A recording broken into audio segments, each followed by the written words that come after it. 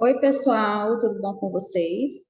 Hoje nós iremos dar continuidade ao estudo das figuras de linguagem e eu trouxe para vocês hoje a continuação aqui com as figuras de sintaxe e as figuras de som. Antes disso, vamos recapitular aqui o que são as figuras de linguagem, como que é a divisão, né, desse grupo de recursos linguísticos. Bom, o que são as figuras de linguagem? São formas de expressão que destoam da linguagem comum ou denotativa. Elas dão ao texto um significado que vai além do sentido literal, portanto, permitem uma plurissignificação do enunciado. Por isso, elas estão muito associadas ao sentido conotativo das palavras, né, o sentido figurado. Dividem-se em figuras de palavras, figuras de pensamento, figuras de sintaxe e figuras de som. Hoje nós iremos nos deter aqui, principalmente, especialmente, as figuras de sintaxe e as figuras de som, começando pelas figuras de sintaxe ou também chamadas figuras de construção. Pessoal, em relação ao sentido conotativo das frases, né, a utilização dessas figuras de linguagem em sentido conotativo, nós vamos perceber isso muito mais nas figuras de palavras e nas figuras de pensamento.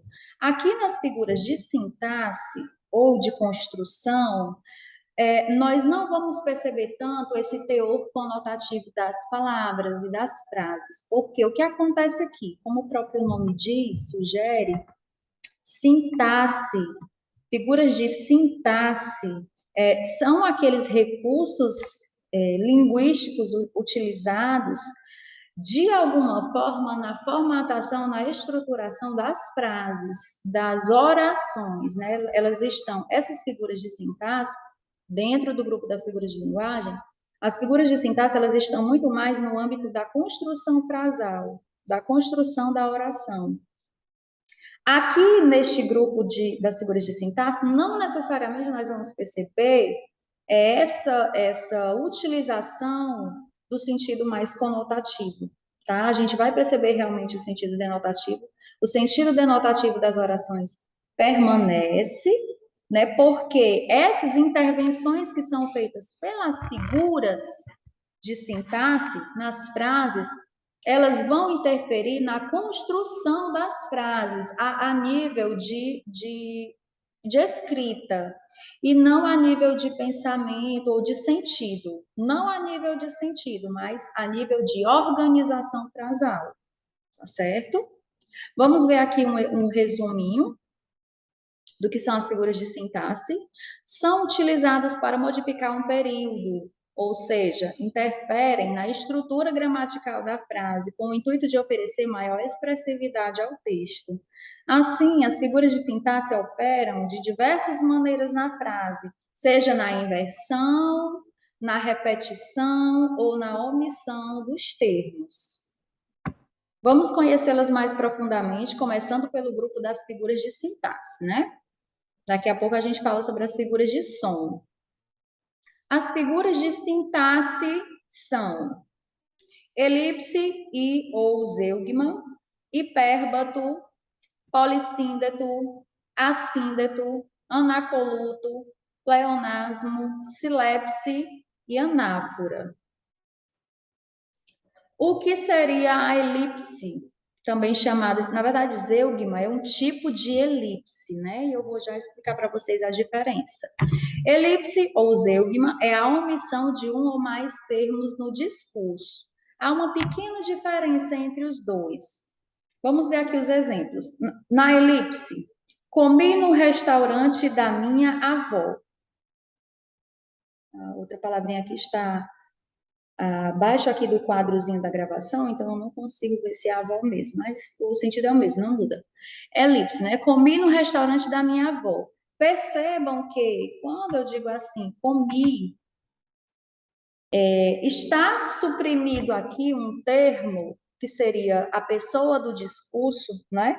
Não apareceu aqui na frase, mas a gente consegue identificar. Eu sei pela desinência número pessoal desse verbo comer, que está aqui escrito como comi, eu sei que essa desinência, a forma como esse verbo está escrito, me sugere que a pessoa aqui que está comendo é eu, a pessoa eu.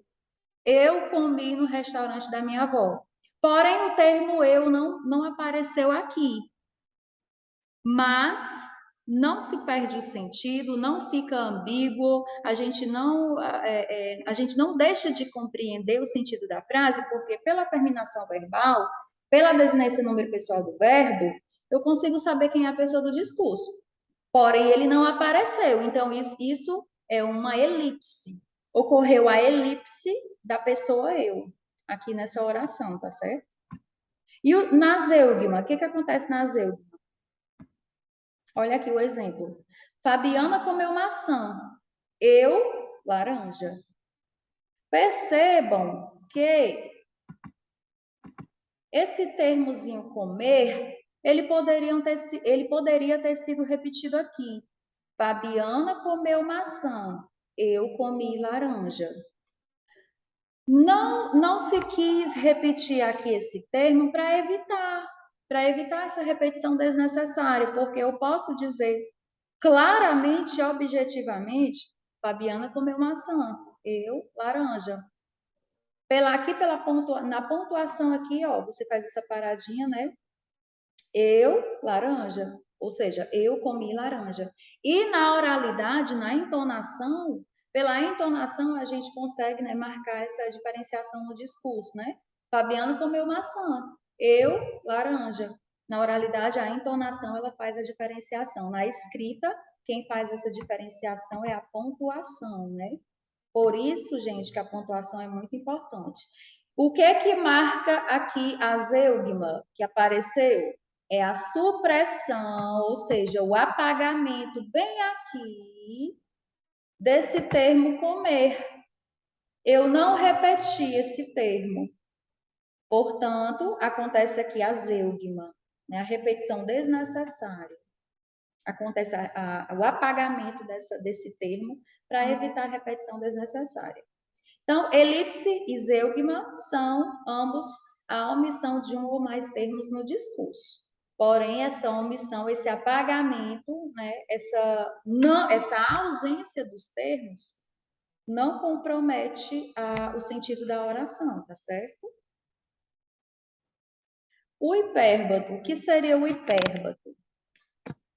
O hipérbato é caracterizado pela inversão da ordem direta dos termos da oração.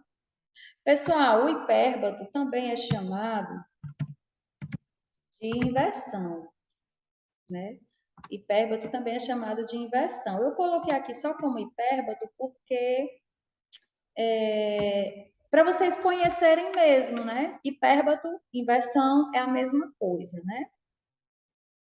E é a inversão da ordem direta dos termos da oração. Vamos ver aqui os exemplos. A casa do Pablo, vai estar craseado, tá? À casa do Pablo, Juliano foi para planejarem a viagem. Olha aí como acontece essa inversão. Qual seria o sentido linear? O sentido comum, na verdade, a ordem. Qual seria a ordem linear da frase, né? Seria assim, Juliano foi. Deixa eu apagar aqui para a gente ver. Como que seria a ordem linear e comum da frase? Juliano foi à casa do Fábio para planejarem a viagem. Essa seria a ordem correta, né? Ó, o termo após o verbo. Juliano foi à casa do Fábio para planejarem a viagem. No hipérbato, o que acontece é a inversão, né? A casa do Fábio. Juliano foi para planejarem a viagem, né? Acontece essa inversão. Quando acontece essa mudança na estrutura da frase, da ordem dos termos, nós percebemos a presença da figura de construção ou de sintaxe hipérbato, também chamada de inversão. Tá ok? Entenderam? Próxima. Polissíndeto. Daqui a pouco a gente vai ver mais exemplos. Polissíndeto. Síndeto quer dizer conectivo, conjunção. Síndeto é a mesma coisa que conjunção, conectivo. Poli, esse prefixo aqui lhe dá a ideia de quê? Poli, muitos, né? Mais de um, né? Polissíndeto é caracterizado pela repetição da conjunção coordenativa, ou seja, é a repetição da conjunção coordenativa nas frases. Onde que aparece isso aqui, ó? As ondas vão e vêm, e vão e são como o tempo. E aí eu coloquei aqui o ezinho, né, em destaque. As ondas vêm, as ondas vão e vêm, e vão, e são como o tempo. Geralmente isso aparece em textos literários, né, que tem um teor mais poético, mais artístico. Os autores, os escritores, eles utilizam esse recurso de forma realmente estilística, né? Proposital. Não é que seja pobreza de vocabulário, não. É proposital, porque é um recurso estilístico muito próprio dos textos literários. Próxima, assíndeto. Olha, síndeto é conjunção conectivo. Esse prefixozinho a, ele dá a ideia de negação ou ausência. Se polissíndeto é a presença de muitos conectivos, a repetição de conectivos, o assíndoto é a ausência desses conectivos, né? São trocados muitas vezes pela pontuação. A assíndeto é caracterizada pela ausência de conjunções. Por exemplo, Diana comprou uvas para comer, limões para fazer suco. Esse i aqui, ele poderia existir, mas como nós estamos aqui exemplificando a figura de sintaxe assíndeto, eu tiro essa conjunçãozinha aqui e coloco uma vírgula, né, para demarcar a exemplificação dessa figura de linguagem. Diana comprou uvas para comer, limões para fazer suco. Em vez de colocar aqui o ezinho, conjunção coordenativa aditiva, eu coloquei só a vírgulazinha aqui, né? Caracterizando aqui o assíndeto. Próxima. Anacoluto. Gente, o anacoluto é a alteração da sequência lógica da estrutura da frase por meio de uma pausa no discurso. Alguns gramáticos consideram que o anacoluto é um erro gramatical, né? Que não se deveria escrever dessa forma, utilizando os anacolutos. Porém, o anacoluto é uma figura de linguagem muito comum nos textos literários também, né? E como na produção literária a gente percebe muito marcantemente a presença da licença poética, esses escritores acabam tendo, sim, muita liberdade para escrever da forma como quiserem, né? Porque é estilo, né, gente? É estilístico. E aí, vamos ver o exemplo. Esses políticos de hoje não se pode confiar. Olha, por que aqui há uma alteração na sequência lógica da estrutura da frase? Por quê? Eu vou baixar isso aqui para exemplificar aqui outra coisa. Correto, gramaticalmente correto, seria: esses políticos de hoje não podem confiar. Porque esse aqui é o sujeito da oração, esses políticos de hoje é o sujeito da oração. O predicado, ele deveria concordar com esse sujeito, né? E aí, o que acontece? Isso não acontece. O que acontece é uma pausa, uma mudança na estrutura lógica do discurso, e já é inserida aqui uma outra construção que não concorda diretamente com o sujeito. Esses políticos de hoje não se pode confiar. Essa oração aqui, ó, ela está impessoal. né? Só que isso está incoerente, porque como é que eu tenho aqui uma oração impessoal complementando uma oração que tem sujeito simples? Está aqui um sujeito simples, opa, o sujeito simples da minha oração é esse, e eu sequenciei essa oração por uma outra, que é uma oração impessoal, uma oração sem sujeito, né? Não se pode confiar. E aí, né? Gramaticalmente, como é que se explica isso? Não se explica. É agramatical, tá errado. Gramaticalmente está errado. Porém, existem os recursos estilísticos, que são as figuras de linguagem, e este exemplo aqui está contendo o anacoluto, que é uma figura de sintaxe, né? Acontecem nos textos, acontecem, e são admissíveis como figura de linguagem, né? Entenderam aqui? Próximo, pleonasmo. O pleonasmo é a repetição enfática ou redundância de um termo que soa desnecessário no discurso. Gente, o pleonasmo é o famoso subir para cima, descer para baixo, sair para fora, né? Que assim, corriqueiramente o pleonasmo ele é conhecido desse jeito. Porém, esse é apenas o pleonasmo vicioso, né? Que é aquele pleonasmo que, quando acontece, é caracterizado como erro, né? Como gramaticalmente incoerente. Existem os pleonasmos que não são viciosos, como esse aqui que eu coloquei aqui, que são apenas uma redundância, uma repetição. É uma repetição que muitas vezes é desnecessária, mas pode acontecer sem consistir em erro gramatical. Diferentemente do pleonasmo vicioso, né? Quando acontece o pleonasmo vicioso, isso é considerado como erro gramatical. Esses que eu citei, né?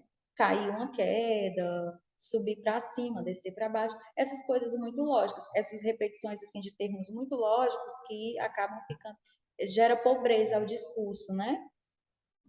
E aí o exemplo aqui do pleonasmo, a noite escura da Amazônia. Ó, noite escura.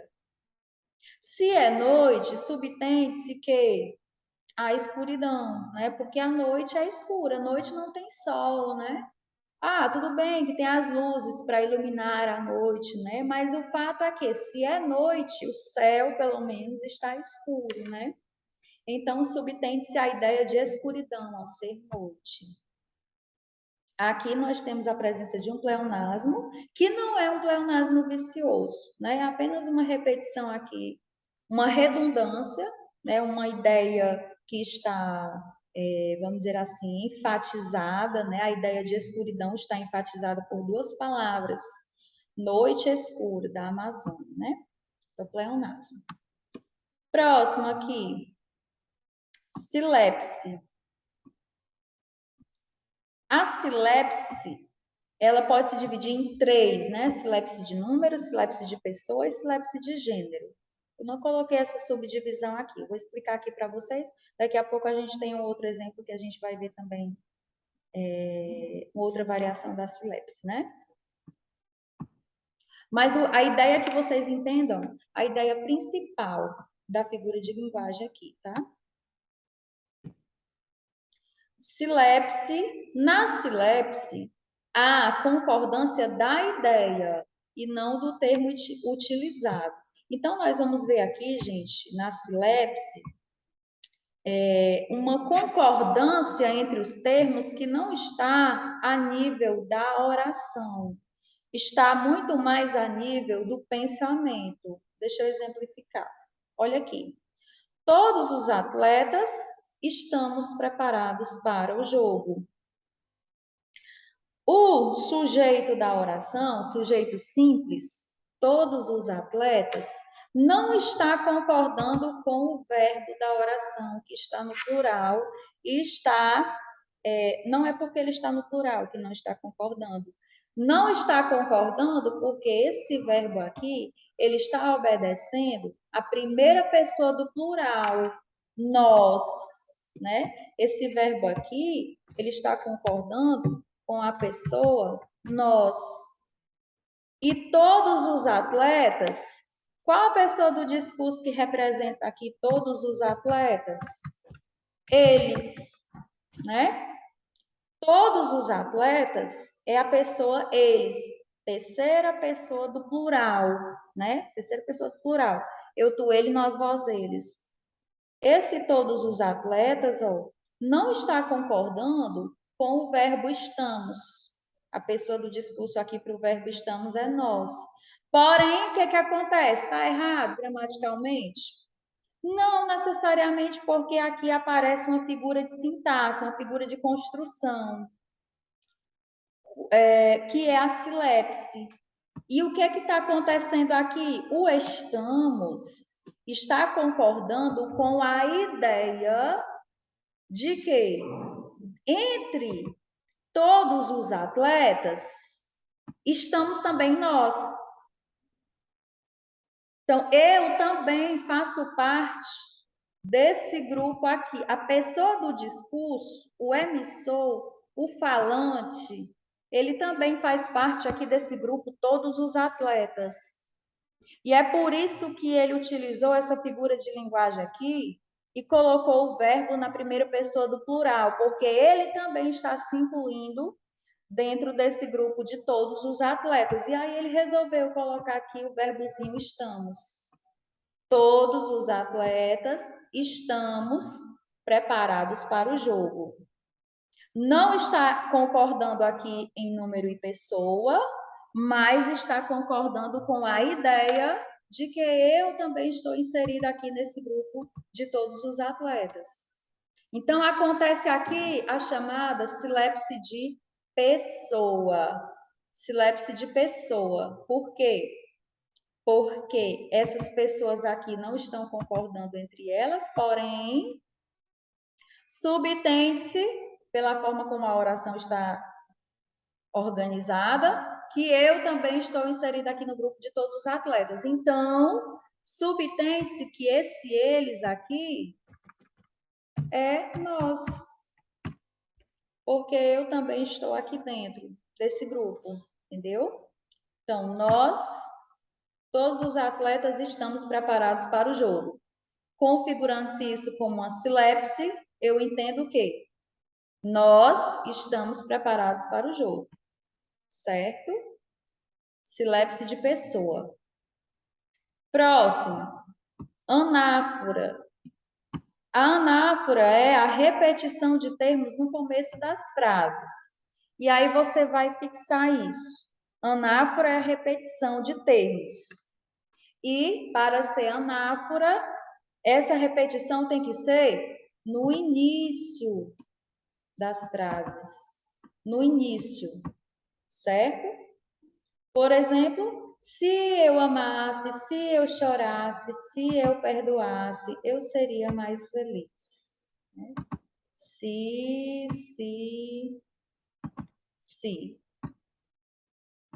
Essa repetiçãozinha aqui do termo se, né? Conjunção aqui subordinativa condicional. Se eu amasse, se eu chorasse, se eu perdoasse, eu seria mais feliz, né? Deixa eu continuar aqui. Eu seria feliz. Tá? Então, isso é a anáfora, a repetição de termos no início das orações. Até aqui, ok. Vamos aqui para o próximo grupo de figuras de linguagem, que é o grupo das figuras de som. E entre elas estão aqui a aliteração, a paronomásia, a assonância e a onomatopeia. O que são as figuras de som? Valorizam a expressividade do texto por meio da sonoridade, ou seja, da repetição de sons. Então, vamos lá ver aqui os exemplos.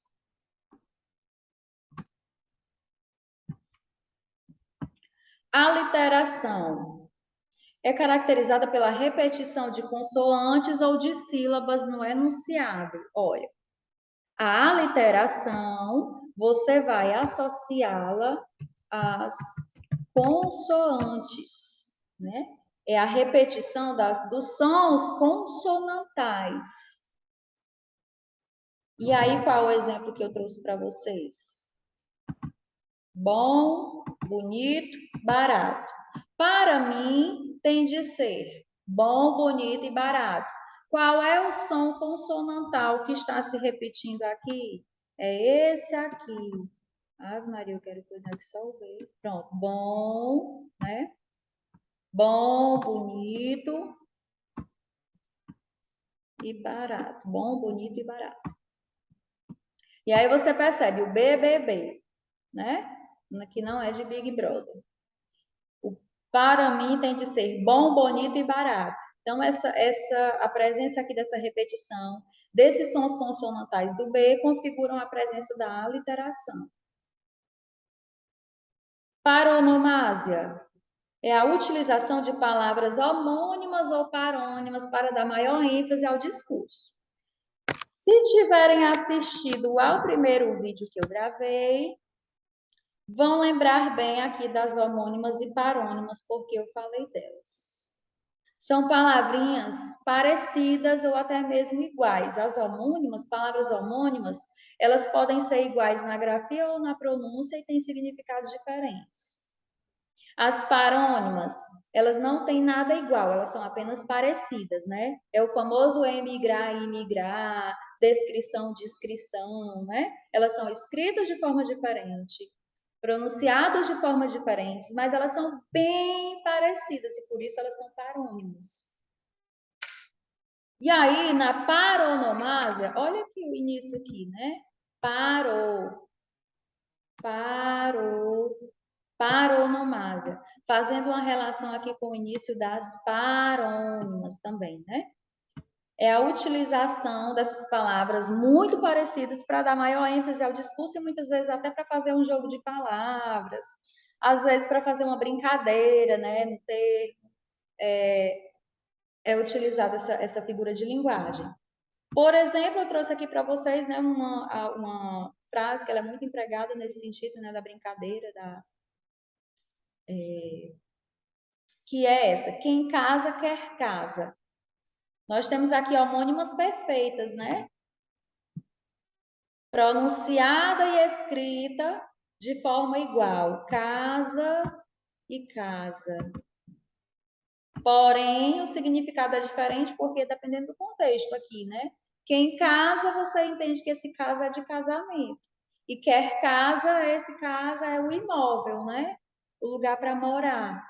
Quem casa, quer casa. Aqui nós temos um par de homônimas perfeitas. Homônimas perfeitas, porque nós temos 3 tipos de homônimas. Aqui são as homônimas perfeitas. Escritas e pronunciadas de forma igual, né? Isso aqui é o quê? Isso é uma paronomásia.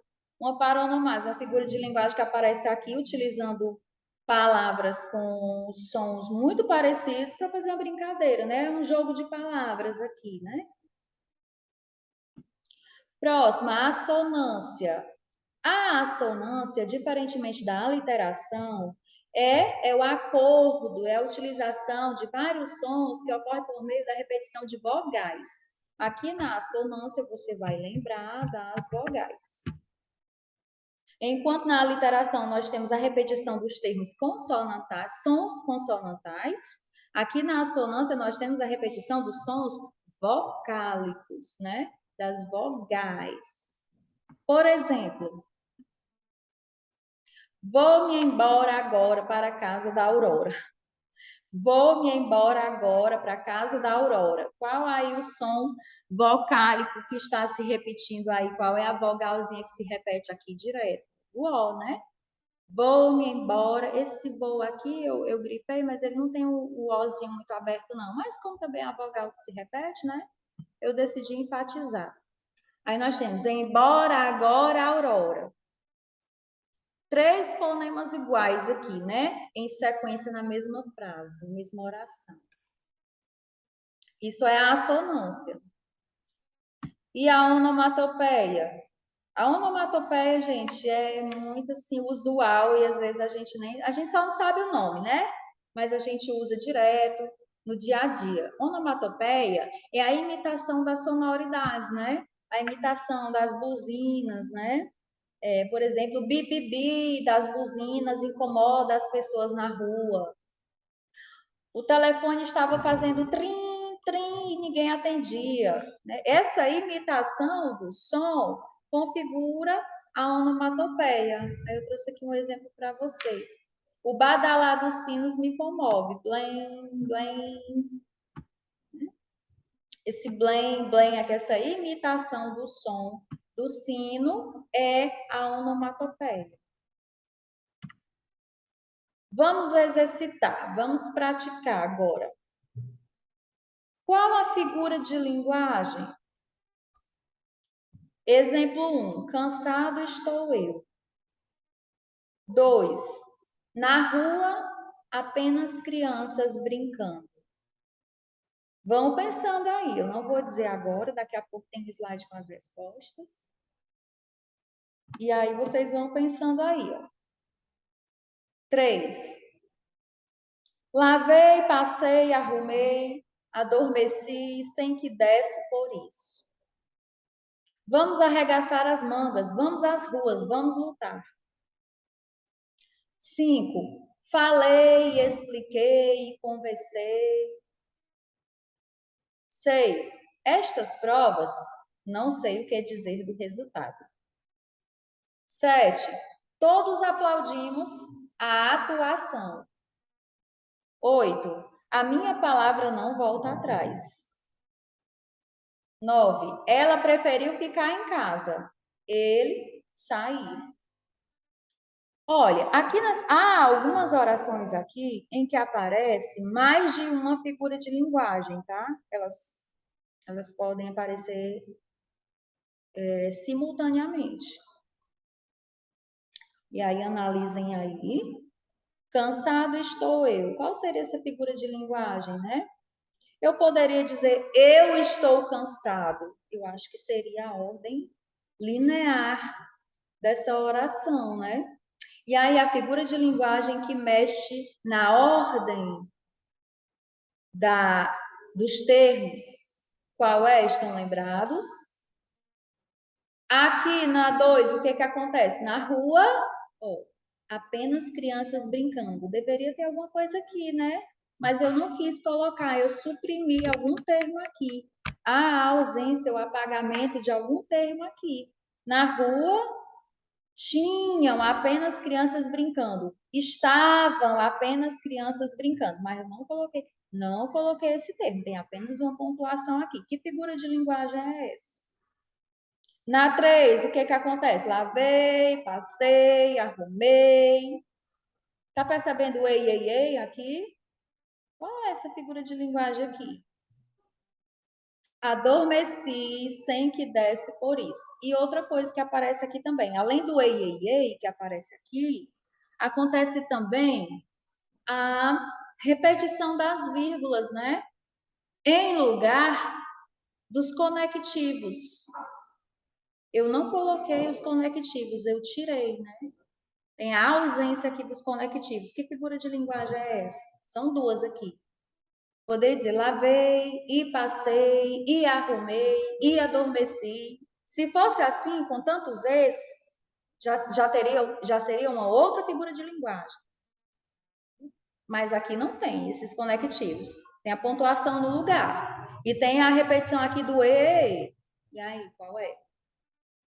Quarta, vamos arregaçar as mangas, vamos às ruas, vamos às lutas. Qual é a figura de linguagem que consiste na repetição de determinados termos no início das frases, aqui, começando as frases, e sons consonantais. Vá, vá, vá, né? Vamos arregaçar, vamos às ruas, vamos lutar. O vã, vã, vã aqui. Qual a figura de linguagem? A outra aqui, ó, falei e expliquei e conversei. Aqui já aparece a presença repetida das conjunções, né? Dos síndetos que eu falei para vocês. Já dei uma dica. 6. Estas provas, não sei o que dizer do resultado. Percebam que aqui aconteceu uma quebra no sentido aqui da oração. É como se eu fizesse aqui uma pausa, né? E mudasse o rumo aqui do sentido da frase. Qual é essa figura? Na 7. Todos aplaudimos a atuação. Todos. Terceira pessoa do plural. Deveria ser todos aplaudiram, né? Para concordar. Todos aplaudiram a situação. Mas aí aqui acontece todos aplaudimos. Então eu também estou dentro desse todos. Então eu entendo que esse todos é nós. Nós aplaudimos a atuação. Que figura de linguagem é essa? Quando há concordância entre a ideia e não entre os termos da oração. Na 8. A minha palavra não volta atrás. E aí, voltar atrás. Quem volta já não é atrás, não? Né? E aí? 9. Ela preferiu ficar em casa. Ele sair. Eu não coloquei aqui um termozinho que eu já disse antes, porque eu preferi não repetir, porque não precisa não. Né? Fica assim mais rico em vocabulário, em construção, eu não repeti. Mas eu poderia dizer, ela preferiu ficar em casa, ele preferiu sair. Eu apaguei esse termo, houve a supressão desse termo, o apagamento desse termo. Qual a figura de linguagem? Identificaram? Vamos às respostas. Cansado estou eu. Alteração na ordem das frases é o hipérbato. 2. Na rua, apenas crianças brincando. Eu não coloquei aqui um termozinho que eu poderia ter colocado, eu fiz o apagamento, então, mas isso não altera o sentido da frase, porque esse termo pode ser identificado. Então, isso é um elipse. Lavei, passei, arrumei, adormeci, tal. Aqui aparece o assíndroto, pela ausência das conjunções, e a assonância, pela repetição dos termos vocálicos. Vamos arregaçar as mangas, vamos à luta. Aqui aparece a repetição de termos no início, né, das frases, o vá, como eu falei para vocês, é a anáfora. A 5. Falei e expliquei e conversei, ó. O contrário lá daquele outro, né? O polissíndeto, o contrário aqui do assíndeto. Aqui é o poli, porque tem mais de um conectivo, né? Então, é o polissíndeto. E a assonância, que é a presença do ei, né? A repetição dos sons vocálicos. A 6. Estas provas, não sei o que dizer do resultado. Houve aqui essa mudança na estruturação do sentido. É como se você mudasse o rumo da oração, né, da frase. É o anacoluto. E a 7. Todos aplaudimos a atuação. O mesmo caso daquela história lá de todos os jogadores, né? Todos aplaudimos. Silepse de pessoa. Eu não estou concordando com todos, mas subtende-se que esse todos aqui somos nós, porque eu também estou dentro deles. Eu também estou fazendo parte desse todos. E a minha palavra não volta atrás. Né? A minha palavra não volta atrás. Quem volta já é atrás. Então, aqui nós temos o que? Um pleonasmo. E a última aqui, por sua vez, ela preferiu ficar em casa. Ele sair. Ela preferiu ficar em casa. Ele preferiu sair. Como eu apaguei esse termo, eu não fiz aqui a repetição, isso se configura como azeugma, certo? E por último, uma questão Enem, que não pode faltar, né? Para nós exercitarmos. Deixa eu ler aqui para vocês. Para o Manu Caetano. Para o Mano Caetano. O que fazer do ouro de tolo quando um doce bardo brada a toda brida, em velas pandas suas esquisitas rimas? Geografia de verdades. Guanabaras postiças. Saudades banguelas. Tropicais preguiças. A boca cheia de dentes, de um implacável sorriso, morre a cada instante que devora a voz do morto e, com isso, ressuscita a vampira sem o menor aviso. E eu sou lobo, lobo, tipo pra rimar com o ouro de tolo.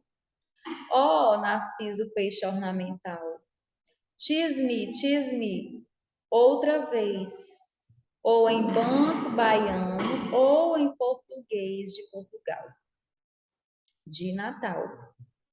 Tis-me, caçoe de mim, e importune-me, que é o significado, né? Essa música é do Lobão. Na letra da canção apresentada, o compositor Lobão explora vários recursos da língua portuguesa, a fim de conferir efeitos estéticos ou de sentido.